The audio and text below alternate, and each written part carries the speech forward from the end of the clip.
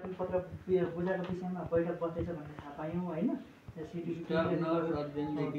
चाहिँ तपाईँलाई यहाँ चाहिँ अब यो कुराहरू चाहिँ शिक्षा समितिको जुन हाम्रो आज जुन बैठक बस्दैछ नि तपाईँहरूको शिक्षा मन्त्री कानुनै चेन्ज गर्नुपर्ने कुरा भएको छ। कानुन चेन्ज गर्न अहिले सक्दैन।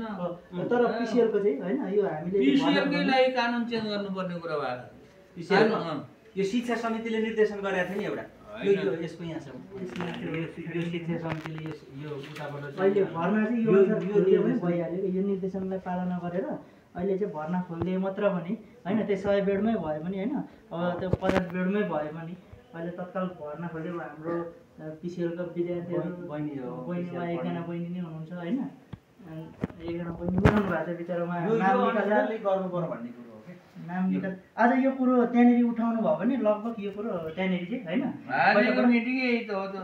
त्यही भएर हामी तपाईँलाई भेट्नलाई यहाँ पर्खेको त्यहाँ कानुनले उ गरेको छ।